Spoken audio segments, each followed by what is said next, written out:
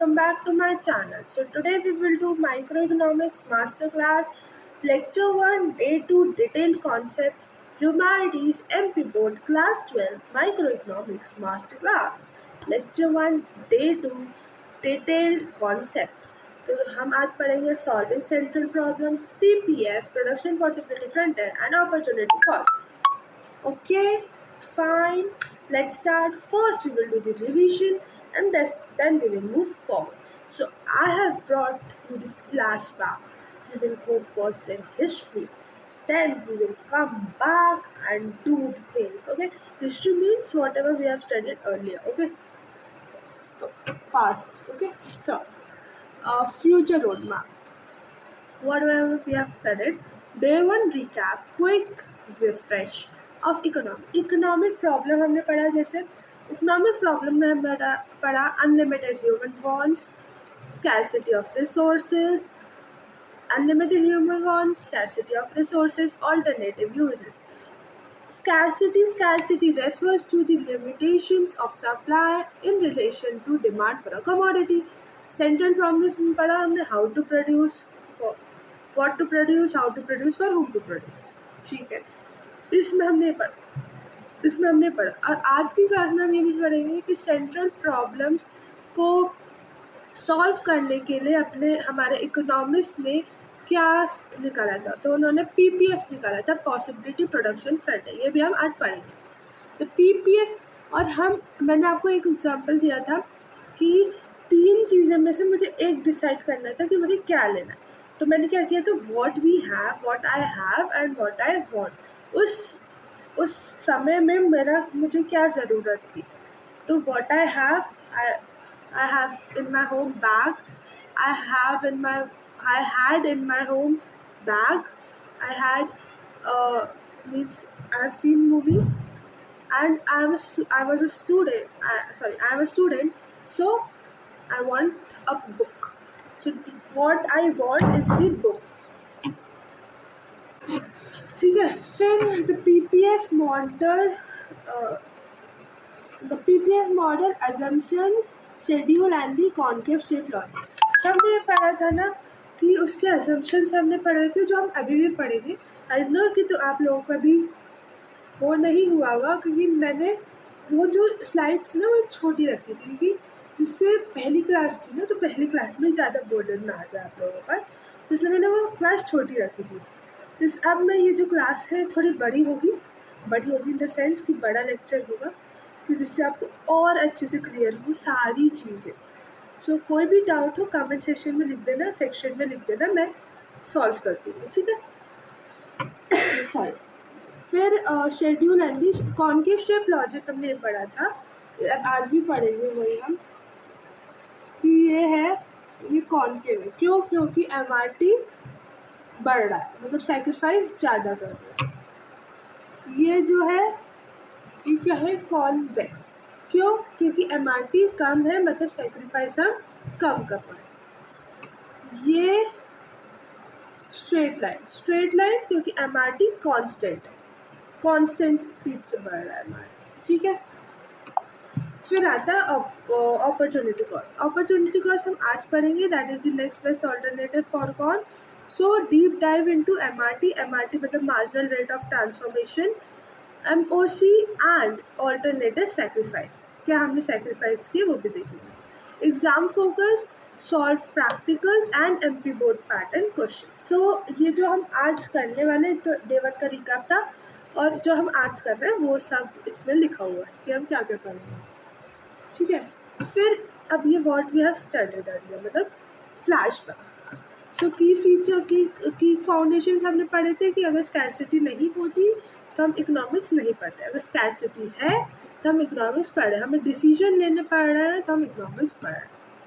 की फाउंडेशन क्या है? We learn that scarcity is the root of economic problem because human wants are unlimited while resources are limited.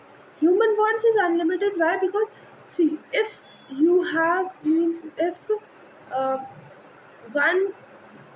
one wish is fulfilled, your another wish arises.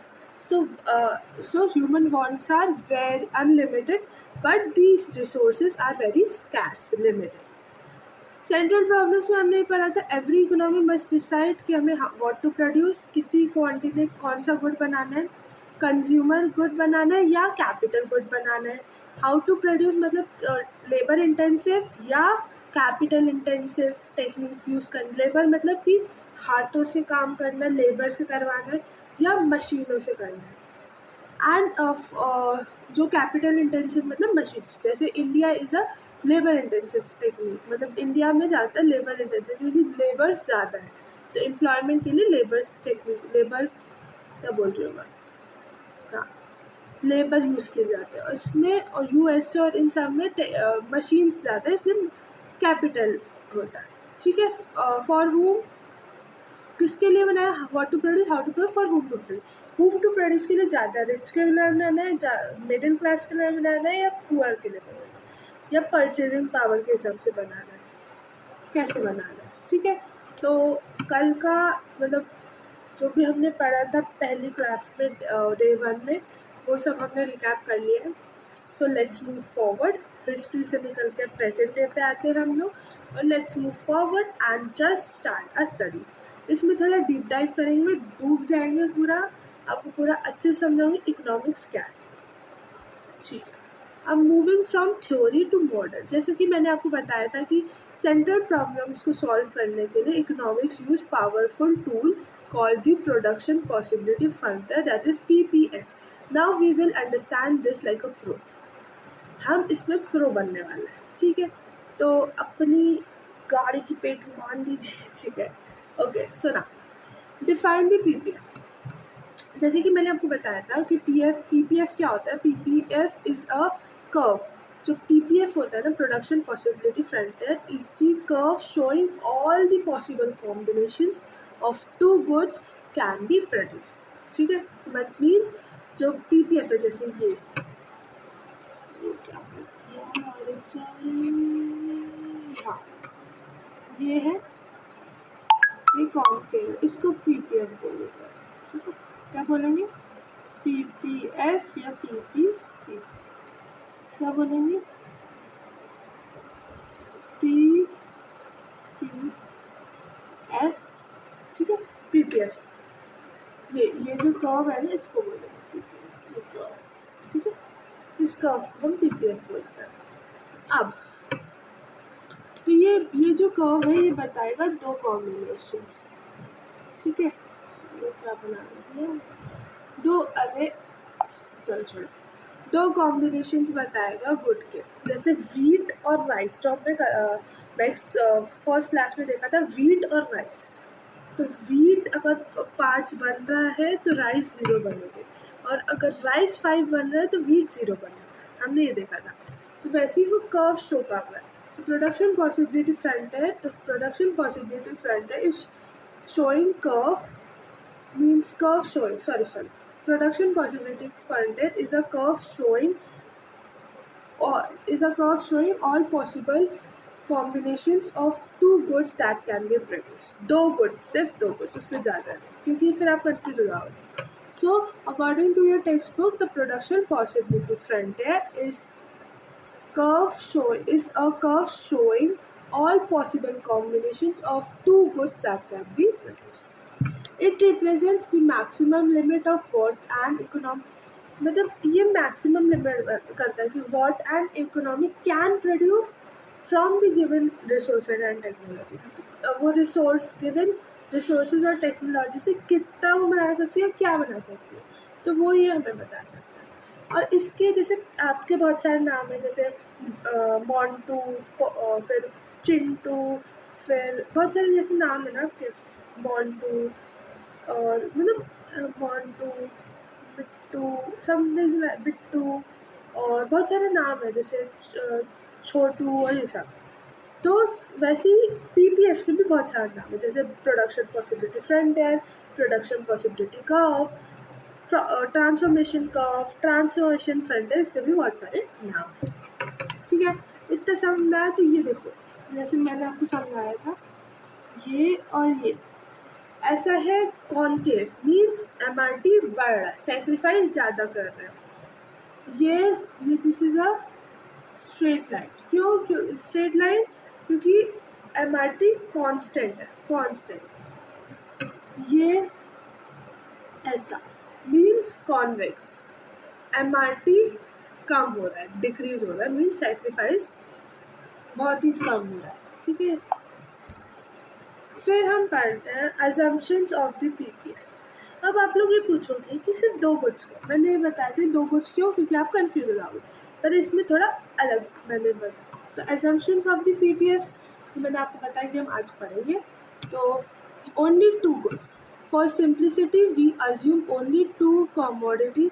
Simplicity, जैसे अगर आप अपनी book में देखोगे तो उसमें गन्स और बटर का दिया हुआ है, इतनी गन्स और इतना बटर, उस गिवन रिसोर्सेज और टेक्नोलॉजी के यूज से।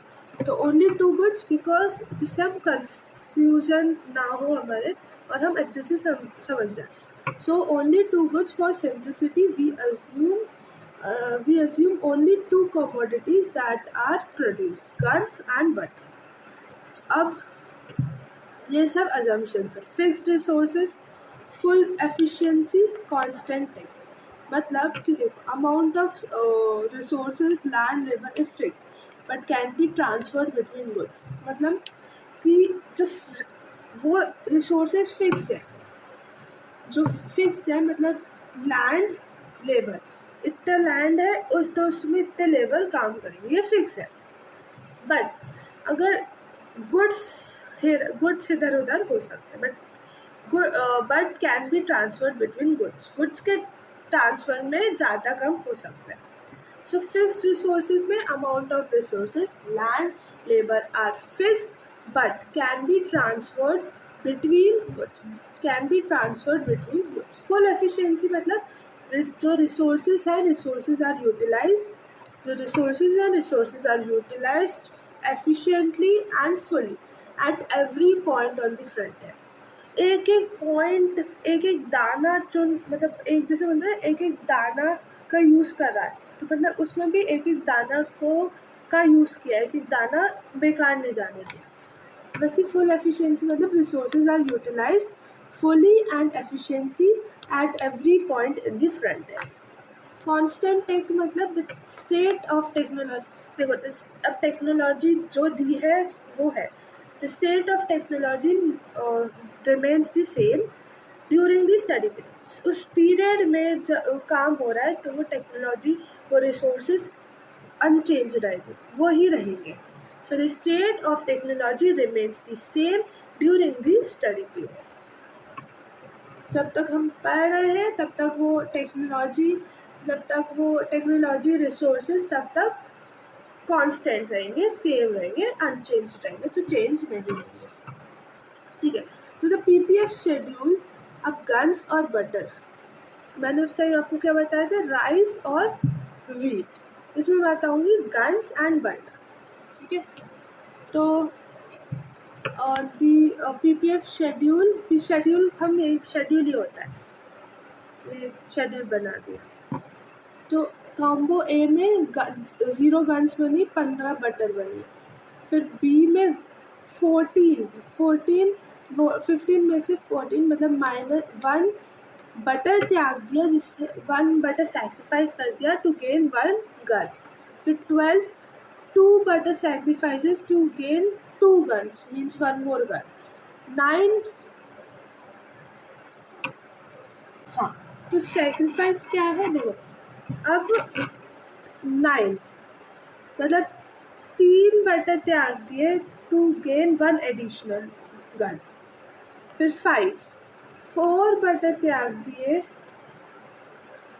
ठीक है, टू गेन 1 एडिशनल गन। फिर 0 बटर बने ही नहीं, गन 5 हो गया, मीन्स 5 पूरे पाँचों के पाँचों बटर त्याग दिए, सैक्रिफाइस कर दिया to gain 1 additional gun, 5 guns. तो देखो सैक्रिफाइस बढ़ रहा, 1 2 3 4 5, means this is MRT is increasing. MRT increase होती है तो अपना ग्राफ कैसा होता है, अपना ग्राफ ऐसा होता है। जब MRT जब MRT इंक्रीज हो रहा है, जब MRT इंक्रीज हो रहा है तो हमारा ग्राफ कैसा रहेगा, हमारा ग्राफ कॉनकेव रहेगा, ठीक है। सो आज guns increase butter decreases, gun जैसी ही बढ़ रही है, मतलब गन्स बढ़ रही है, सेक्रीफाइसेस भी ज़्यादा है, गन एक बढ़ी, एक का सेक्रीफाइस, दूसरा दो सेक्रीफाइस, तीसरा तीन सेक्रीफाइस, चौथा चौथा, पांचवा 0 guns 5 butter, sorry 0 butter 5 guns, है ना। That's it. The sacrifice of butter increases 1, 2, 3, 4, 5. So the increasing sacrifice means increasing in MR, ठीक है। और अगर decreasing sacrifice होता तो decreasing in MRT means convex. Understood? Now, this is clear. This everything is clear. क्या क्या हुआ, क्या क्या मैंने समझाया अच्छे से। हाँ, अगर आपको क्वेश्चन आंसर्स और चाहिए कि आपको लगता है कि मैं क्वेश्चन आंसर्स कर रहा हूँ तो please write in the comment section, मैं उसके लिए भी वीडियो लेके आऊँ। अगर बहुत सारे कमेंट्स आ रहे हैं तो मैं सही में वीडियो लेके आऊँगी। ओके, सो अंडरस्टैंडिंग, अब अंडरस्टैंड कर रहे हैं MRT को। तो MRT क्या है, तो MRT ये है कि unit sacrifice divided by unit gain. जैसे आपने ये देखा, MRT means unit sacrifice is divided by unit scale, means देखो 15 में से -14 किया 1, तो means 1 divided by 1, so this is 1 by 1. 14 में से 12 माइनस किया 2, so 2 बटर sacrifice हुए to gain 1 गन, ओके। फिर 12 minus 9 3 butter sacrifice to gain 1 gun. फिर then 4, 9 minus 5 is equals to 4, तो 4 butter sacrificed to gain 1 gun. Then 5 butter sacrificed to gain 1 gun. So butter is 0. Okay, so this is this. MRT क्या होता है, ratio होता है। MRT is the ratio between the sacrifice and the unit gain.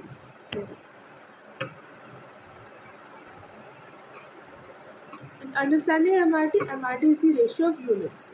MRT is the ratio of units of one good. MRT is the ratio of unit of one good sacrificed to get an additional unit of another commodity या another good. तो जैसे ये लिखा है MRT change units sacrifice divided by change units gain. ये जो है ना, ये चेंज होता है, इसका मतलब क्या होता है, चेंज क्या होता है, इसका मतलब चेंज, ठीक है। तो ये लिखा है, ठीक है। MRT unit sacrifice divided by units gain, ठीक है। और ये चेंज का साइन भी लगाना है, बहुत important. Change in unit sacrifice, change in units gain, ठीक है। So MRT क्या होता है, MRT is the ratio, देखो MRT is the ratio of units of good sacrificed to gain an additional unit of another good. तो MRT is equals to unit sacrifice divided by unit gained. फिर why is it marginal, क्यों हम इसको marginal rate of transformation MRT बोलते हैं, because it shows the cost of production, of one commodity, one more unit of the x commodity, मतलब x commodity का एक और यूनिट। सो व्हाट वाई हम इसको मार्जिनल बोलते हैं, मार्जिनल अपॉर्चुनिटी कॉस्ट या marginal transformation, marginal rate of transformation MRT हम उसी की बोलते हैं। क्यों, because it shows the cost of production of one more unit of X commodity, जो एक्स कमोडिटी है उसका एक और यूनिट बताते हैं। तो also known as marginal opportunity cost MOC, ठीक है। तो because it shows the production of one more unit of commodity, ठीक है। अब बात है why is PPF cost. Concave. क्यों पीपीएफ कॉनकेव क्यों होता है? पता है हमें पीपीएफ कॉनकेव इसलिए होता है क्योंकि एमआरटी इंक्रीजिंग होती है।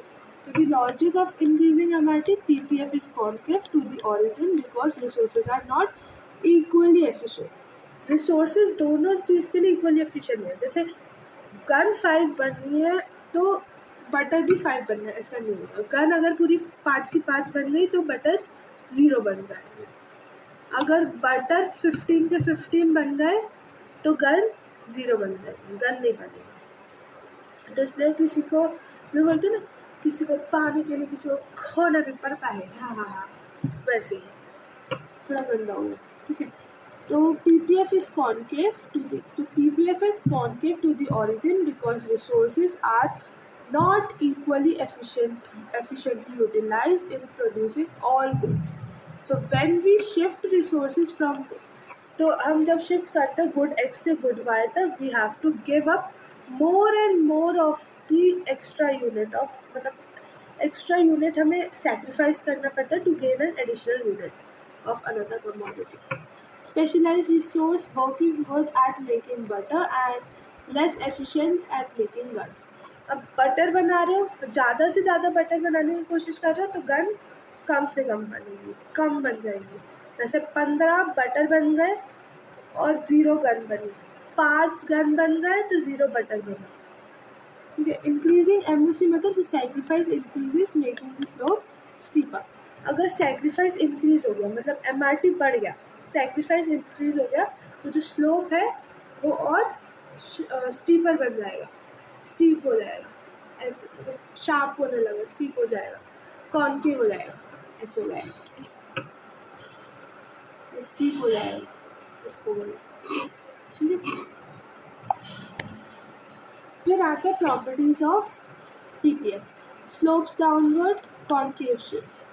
जो पीपीएफ स्लोप्स डाउनवर्ड क्यों? क्योंकि इनवर्स रिलेशन फ्रॉम ऐसे जब लेफ्ट टू राइट ऐसे जाता है, डाउनवर्ड स्लोप करता है, तो ये अगर ऐसे जाता है, ठीक है, तो this shows inverse relationship. To have more one means to have more one of one good we must produce less of the other due to limited resource. एक ज़्यादा बनाना तो दूसरा कम बनाना पड़ेगा, ठीक है। तो इसलिए स्लोप डाउनवर्ड करता है, ऐसा ऐसा भी ऐसा, ठीक है। तो ये स्लोप डाउनवर्ड। कॉन्केव, सॉरी ऐसे गलत हो गया, स्लोप्स डाउनवर्ड क्यों? क्योंकि ये हमें पता है inverse relationship. To make more of one good we must produce less of the another good because the resources are limited. Concave shape क्यों होता है? As explained, the curve bows out from the origin because MRT increases as we move down the curve. मतलब नीचे नीचे sacrifice बढ़ता जाएगा और सब बनता जाएगा तो एमआरटी इंक्रीज होता जाएगा, सेक्रीफाइस कम होता जाएगा तो एमआरटी कम होता जाएगा। सेक्रीफाइस कांस्टेंट रहेगा तो एमआरटी स्ट्रेट लाइन में हो जाएगी, कांस्टेंट रहेगी। अब 1.13 economic efficiency points on the curve. Full and efficient use of resources, no wastage.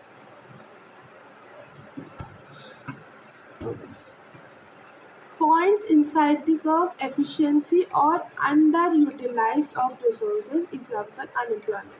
Points outside, unattainable with current resources and technology. Every point on the PPF presents production productive efficiency. अब देखिए जैसे कि ये है, ठीक है, ये curve है। अब पॉइंट इधर है, मेरा पॉइंट एक कभी बनाना है, ठीक है। तो क्या करना है,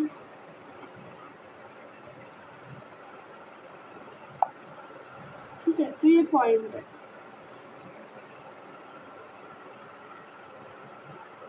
ये पॉइंट है, तो ये क्या है?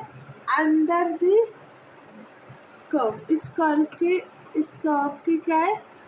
अंदर है पॉइंट, मतलब कि point inside the curve efficiency और अंडर यूटिलाइज, मतलब हमने अंडर यूटिलाइज कर दिया, मतलब और कर लेंगे तो और बन जाएगा।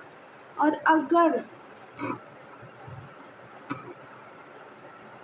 अगर पॉइंट है आउटसाइड, पॉइंट कहाँ है,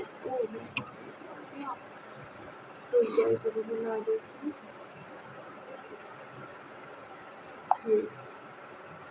ये है, ये कर्व, ये पॉइंट है, ठीक है। तो ये क्या है, अंडर इनएफिशिएंसी। अगर हम थोड़ा सा और बना देंगे तो और रोटी बन जाएगी और बटा बन जाएगा, ठीक है। तो इनएफिशिएंसी, हमने कम से कम यूज़ किया रिसोर्सेज का और टेक्नोलॉजीज का। और अगर ये पॉइंट यहाँ है, बाहर है, तो मीन्स अगर ये पॉइंट बाहर है, देखो अगर वो बाहर है मीन्स पॉइंट ये है, पॉइंट ये है बाहर वाला, तो ये अनअटेनेबल है। मतलब इसमें अगर हमको, जैसे फॉर एग्जांपल आपके पास 10 kg, ठीक है, 10 kg आता है, ठीक है। मैं आपको मतलब 10 kg आता है, अब 10 kg आटे में कितनी रोटी बनती है, मैक्सिमम बन जाएंगी, ठीक है। तो आपके पास है 10 kg ऑफ आटा, 10 kg ऑफ आटा में 250 to 300 रोटीज बन जाएगी, ठीक है। अगर आपको 500 रोटीज बनवानी है, ठीक है, तो मीन्स ये और ये कर्व, ठीक है। अब ये जो कर्व है, अब आपको बनवानी है हमें,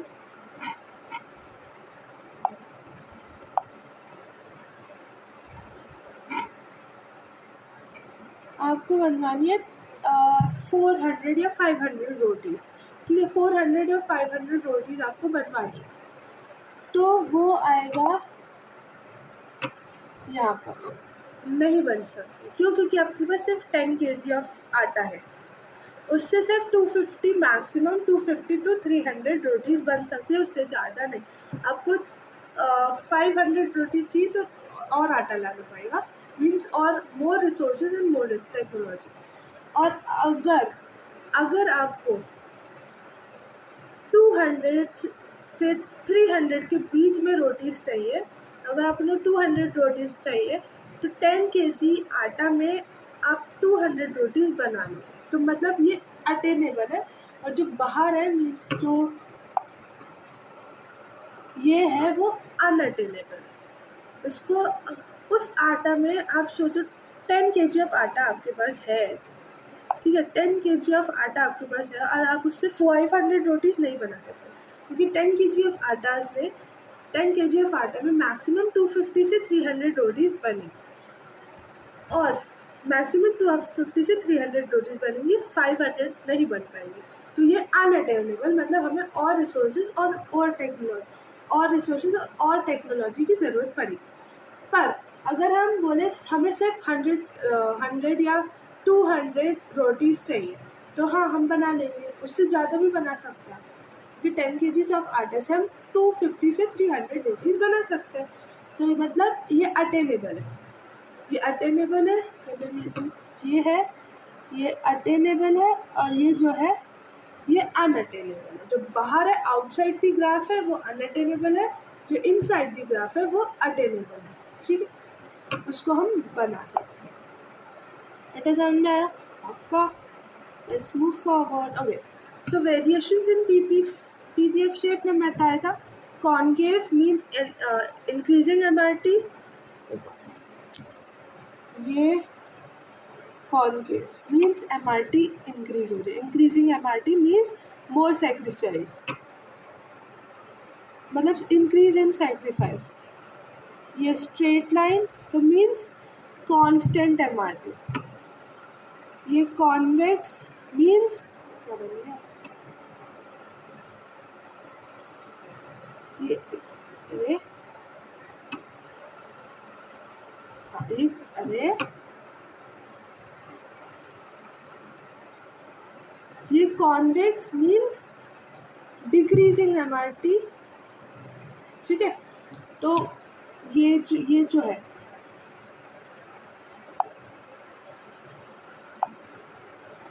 जो है इसमें क्या है,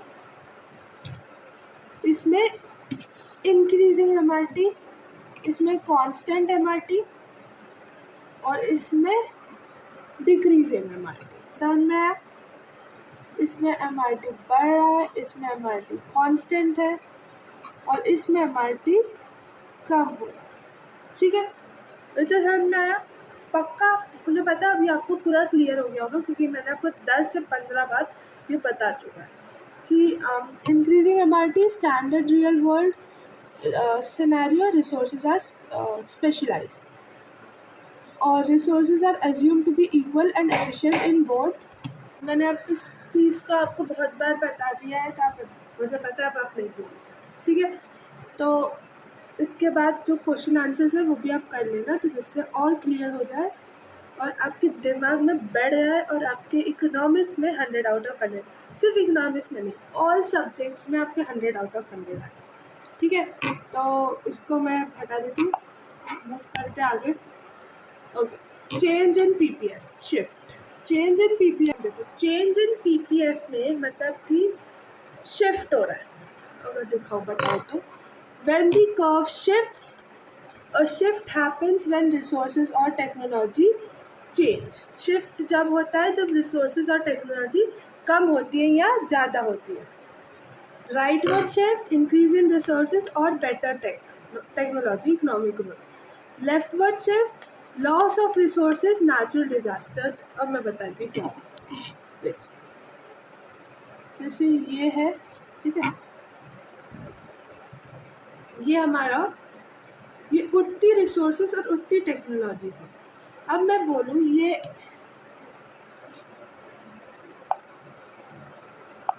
ठीक है, तो ये ए है और ये बी है, मतलब मान लो ये बटर है और ये गन है, तो बटर और गन में रिसोर्सेज ज़्यादा होगा, मतलब अपग्रेड ऑफ रिसोर्सेज होगा। तो हम क्या करेंगे, यहाँ पे लाइन लगा देंगे, मीन्स यहाँ पे सॉरी यार, ये है, ठीक है, ये बटर है, बटर, अरे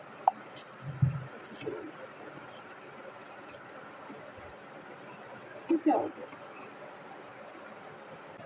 ठीक है। तो ये ठीक है। अब मान लो ये बटर है और ये गन है, ठीक है। अब बोला कि बटर और गन की टेक्नोलॉजीज बढ़ गई, अपग्रेड हो गई, ठीक है। तो हम क्या करेंगे, यहाँ पे लगा देंगे और बोलेंगे राइटवर्ड शिफ्ट, मीन्स बढ़ गई टेक्नोलॉजीज, अपग्रेड हो गई, बढ़ गई, ठीक है। और अगर डिग्रेडेशन हो गया नेचुरल डिजास्टर्स के कारण या किसी के कारण, तो हम क्या बोलेंगे, अलग अलग कलर से बनाना चाहिए, तो आपको समझ रुक जाओ, ठीक है। तो ये है, ठीक है।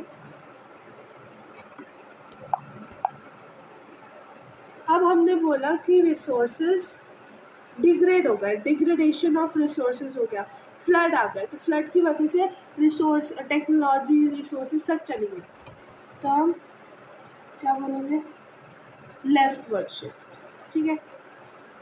क्या बोलेंगे, लेफ्टवर्ड शिफ्ट। और अब बोलेंगे कि रिसोर्सेज और टेक्नोलॉजीज अपग्रेड हो गई और नई नई टेक्नोलॉजी, नए नए रिसोर्सेज आ गए, तो और अच्छे से एफिशिएंटली यूज़ होगा सब कुछ। तो ये यहाँ बन के क्या हो जाएगा, थोड़ा गड़बड़ बना तो देख लेना, क्या होगा, राइटवर्ड शिफ्ट हो जाएगा। क्या हो जाएगा, राइटवर्ड शिफ्ट, ठीक है। इतने समझ में आया? एक बार समझा दूँ अगर नहीं आया तो। ये है ग्राफ, ये है लाइन, ये बटर है और ये गन है, ठीक है। राइटवर्ड शिफ्ट हम अब देखो, रिसोर्सेज और गन्स और बटर को बनाने के लिए जो रिसोर्सेज और टेक्नोलॉजीज बढ़ गई, अपग्रेड हो गई, क्योंकि और गन्स और बटर्स चाहिए, मतलब गन्स मतलब हमला हो गया कहीं पर, पराठा के लिए कुछ, मतलब एग्जाम्पल की तरह समझो इसे। गन, आई नो कि गन और बटर का कोई संबंध नहीं है, गन अलग बारूद और उससे बनती है, और बटर अलग मिल्क से बनता है, दोनों अलग अलग से बनते हैं, पर एग्जाम्पल की तरह ले लो, ठीक है। तो अब बोला हमने कि हमें दोनों ज़्यादा चाहिए, मतलब गन्स भी और प्रोड्यूस करनी पड़ेगी, बटर भी और प्रोड्यूस करना पड़ेगा, तो टेक्नोलॉजीज और रिसोर्सेज बढ़ाना पड़ेगा। तो अब टेक्नोलॉजीज और रिसोर्सेज अगर बढ़ा रहे हैं तो क्या होगा, राइटवर्ड शिफ्ट, ठीक है। टेक्नोलॉजीज और रिसोर्सेज बढ़ा रहे हैं तो राइटवर्ड शिफ्ट। अब उन्होंने बोला कि डिग्रेडेशन ऑफ रिसोर्सेज हो गया, फ्लड आ गया, नेचुरल डिजास्टर हो गया, वॉर होना शुरू हो गया, तो लेफ्टवर्ड शिफ्ट, ठीक है। अब समझ में आया कि शिफ्ट कैसे होगी।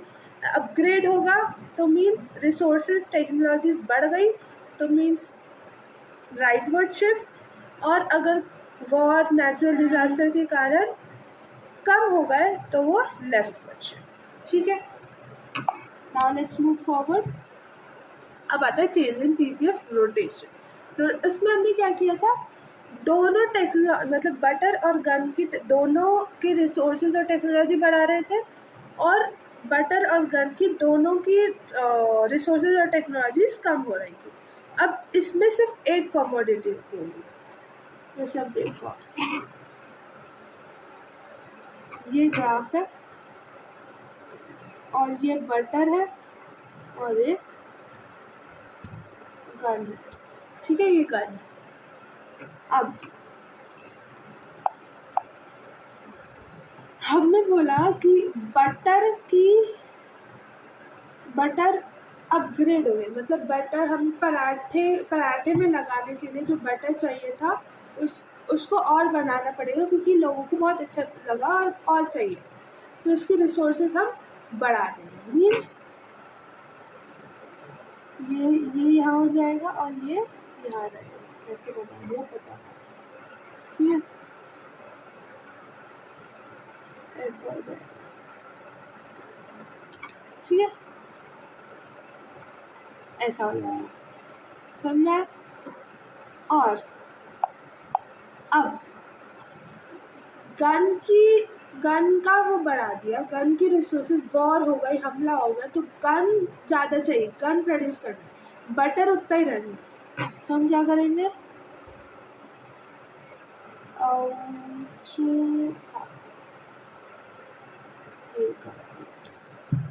ठीक है, समझना कैसे बन जाते हैं। ये है ग्राफ, ठीक है, ये ग्राफ है, यहाँ पे गन है, यहाँ पे बटर है, ठीक है। अब उन्होंने बोला कि improve machines for butter making की मशीन्स इम्प्रूव हो गई, मीन्स बढ़ गई, तो हम क्या करेंगे, ये गन है, ठीक है। Butter making examples improve machines for butter making की ही मशीन्स बढ़ी है, तो गन उतनी ही रहेगी, बटर क्या होगा, बटर में राइटवर्ड शिफ्ट आ जाएगा, ठीक है। अब उसने बोला कि गन की टेक्नोलॉजीज और एडवांस हो गई हैं और अच्छी हो गई हैं, ठीक है, तो गन की टेक्नोलॉजी और एडवांस हो गई है और अच्छी हो गई है, तो कैसे आएंगे,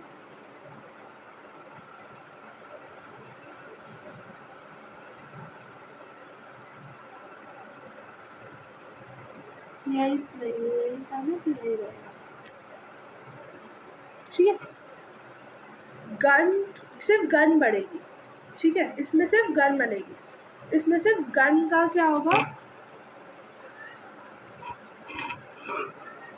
गन की राइटवर्ड शिफ्ट और लेफ्ट राइटवर्ड शिफ्ट होगा, सिर्फ गन का, ठीक है। इतना समझ में आया पक्का, या अलग अलग से समझाओ? समझ में आया? कोई भी डाउट हो ना कमेंट सेक्शन में लिख देना, मैं समझा दूँगी। और अच्छे समझाना है या बस? मुझे तो लग रहा है कि अगर समझ में आ चुका है तुम लोगों को, कि मुझे लग रहा है कि तुम लोगों को समझ में क्लियर है। कोई अगर नहीं है तो मैं फिर से नेक्स्ट क्लास में समझाऊँ। आई थिंक सो इस बार क्लियर है। हाँ, और अब इसको मिटा दूँ मैं एक और एग्जाम्पल दे रही हूँ, उससे शायद क्लियर हो जाएगा।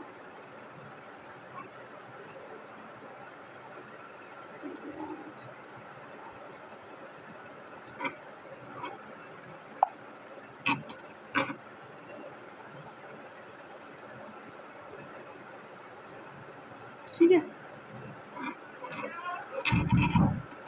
मैं आपको ये एग्जाम्पल दे रही थी। अब देखो, इसमें एग्जाम्पल दिया है improve machine for butter making only.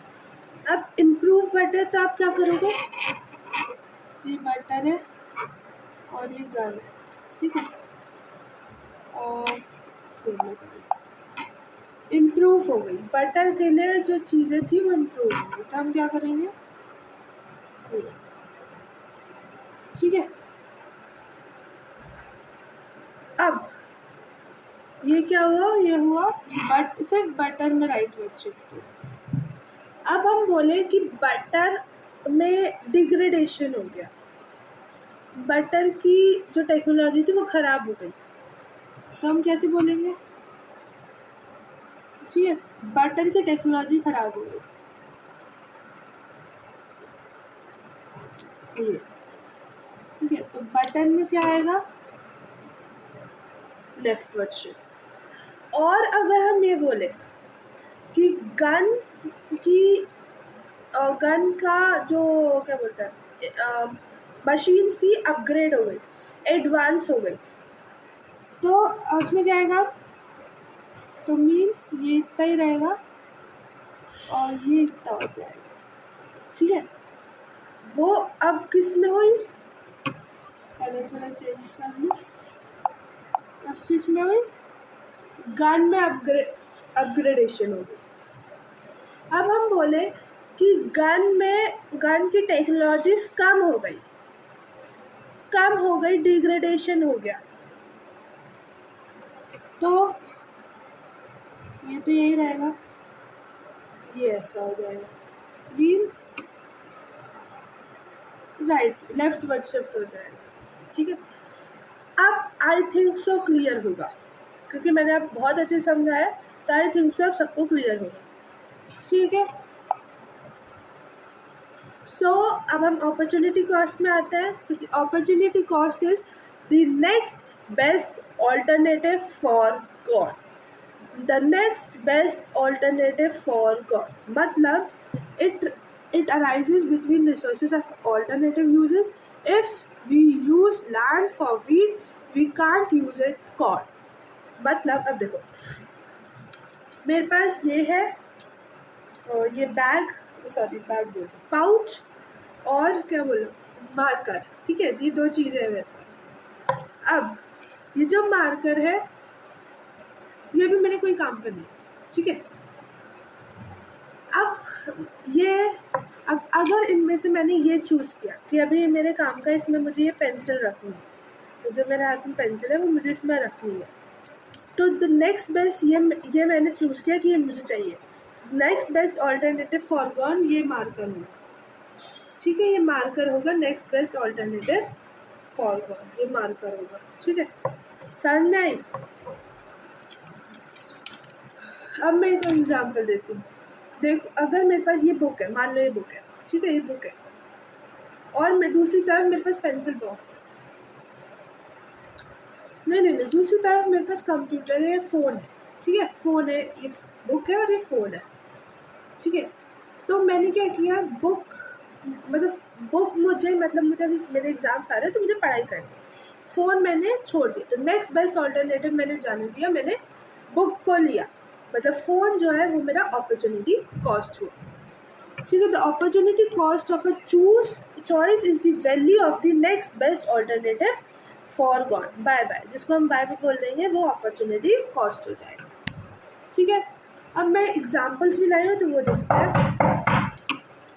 तो प्रैक्टिकल केस स्टडी हमने क्या पढ़ी, द करियर चॉइस एग्जाम्पल मैं दूँ तो suppose Deepak is sales manager, earn कर रहा है कितने रुपीज़, 1 लाख रुपए दीपक कमा रहा है। So Deepak is a sales manager and rupees 1 lakh in a month.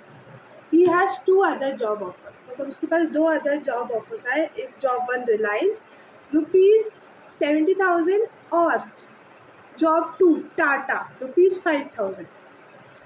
तो उसने क्या किया, उसने मतलब उसको 70,000 जो थे, 85,000, हाँ 85,000 सॉरी, तो जॉब 2 में टाटा में 85,000 उसे मिल रहा है।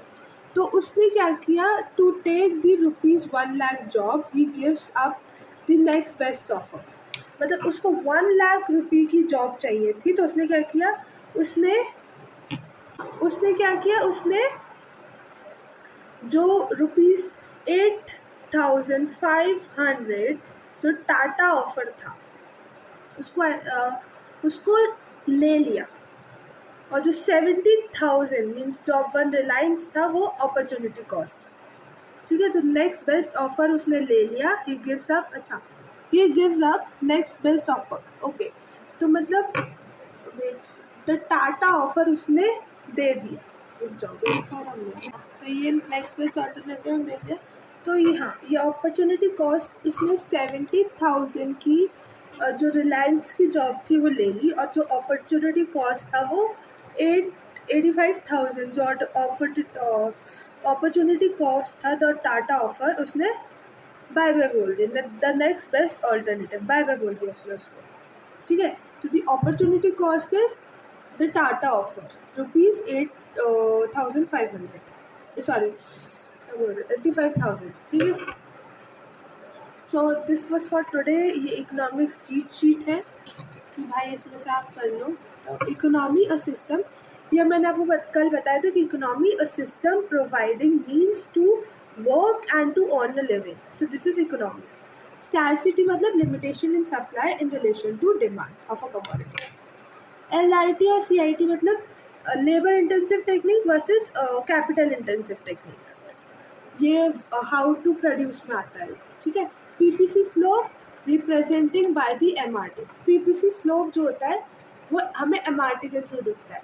अगर वो कॉन्केव होगा मीन्स MRT इंक्रीज हो रहा है, कॉन्वेक्स होगा मीन्स MRT डिक्रीज हो रहा है, और स्ट्रेट लाइन होगा मीन्स MRT कांस्टेंट है।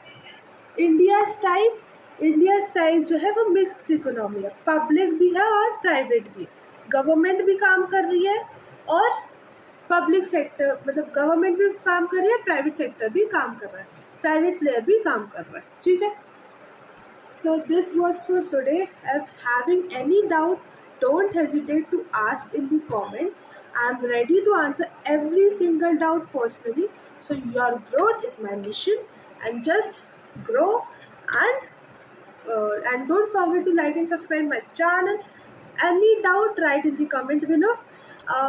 Okay, it's questions नहीं है इसमें, हाँ है। ठीक है, so all the best for your exams। अब हम क्वेश्चंस पे आते हैं कि क्वेश्चंस कौन से हैं। Expected MP board question 2 mark में, why is PPF concave to the origin, क्यों, क्योंकि increasing MRT। Explain the central problems for whom to produce में हम डिसाइड करते हैं, या तो पुअर के लिए बनाए, या मिडिल क्लास के बनाए, या मोर रिच के लिए बनाए। ठीक है, मोर रिच, मिडिल क्लास या पुअर। ठीक है, 4 मार्क्स में state 4 assumptions of the PPF को। 4 अजम्पशंस हमने क्या क्या पढ़े थे वो लिखने। 2 गुड्स, 2 गुड्स क्यों यूज़ किए जाते हैं। दूसरा हमने ये पढ़ा था कि जो टेक्नोलॉजी है वो एफिशिएंटली यूज़ होती है।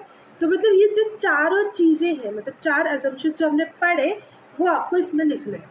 Objective, the slope of PPC measured by, जो स्लोप ऑफ PPC होती है, PPC मतलब production possibility curve, production possibility front है, MRT, ठीक है, MRT के थ्रू वो बताती है। If India's literacy rate rises which may will, मतलब अगर इंडिया की लिटरेसी रेट राइज हो जाता है इंडिया, तो पीपीएफ की असम्पशंस मैं बता रही थी, 4 असम्पशंस क्या क्या है। पहला, the amount of resources means the amount of resources in an economy, जो अमाउंट ऑफ रिसोर्सेज है इन an economy is fixed. So the amount of resources in an economy is fixed, but these resources can be transferred from one use to another. मतलब एक use से another में उसको हम transfer कर सकते हैं, पर इसका जो रिसोर्सेज है वो फिक्स्ड है. सो पहला एजम्पशन क्या है कि the amount of resources in the economy, in an economy are fixed, but the resources can be produced from one form to another. ठीक है, अब आता है second, with the help of given. अब कितने रिसोर्सेज है, तो with the help of given resources only 2 goods can be produce. जो भी रिसोर्सेज आपको दिए उससे सिर्फ 2 गुड्स बन सकते हैं. So with the help of given resources only 2 goods can be produce. This is second. And third, the resources, जो रिसोर्सेज है, the resources are fully and efficiently utilize. जो रिसोर्सेज है उनको फुल्ली और एफिशिएंटली यूटिलाइज किया जाता है. Fully मतलब कि पूरा उसको यूज़ कर लिया, या तो पूरा उसको गन में यूज़ कर लिया, या तो पूरा उसे बटर में यूज़ कर लिया, या आधा उसे बटर में यूज़ कर लिया और आधा उसे गन में यूज़ कर लिया. ठीक है, ऐसा. फिर resources are not equally efficient for both goods. मतलब इक्वली एफिशिएंट नहीं होते, इक्वल नहीं है. जैसे इसमें गन 5 बने तो बटर भी 5 बनेगा, नहीं. सो resources are not equally efficient in production of all products. So when resources are transferred from one production, one good to another, the productivity decrease. उसमें ही प्रोडक्ट एक से दूसरे में जाने से ही प्रोडक्टिविटी डिक्रीज हो जाती है. और फिफ्थ है द लेवल ऑफ, जब तक हम पढ़ रहे हैं तो the level of technology is fixed. वो चेंज नहीं होगी, इज कांस्टेंट, वो चेंज नहीं होगी. ठीक है, इतना समझ में आया. If India's literacy rate rises which में विल, अगर इंडिया की लिटरेसी रेट राइज हो गया, मतलब इंडिया जैसे ये था, ये है, तो अगर इंडिया का लिटरेसी रेट ज़्यादा हो गया तो क्या होगा, राइटवर्ड शिफ्ट होगा. ठीक है, राइटवर्ड शिफ्ट होगा, तो आंसर है राइटवर्ड. ठीक है. So thank you. Day 2 lecture successfully completed. Don't forget to like, share and subscribe my channel. Supporting education one lecture at a time. Support करना इस education को जो भी मैं educate कर रही हूँ आप लोगों को. So support it and give me some love from your like, share and subscribe my channel. So bye bye. Love you all. Tata. Bye. And we will meet in the next lecture. So bye. Love you all. Bye bye. Ta ta ta ta.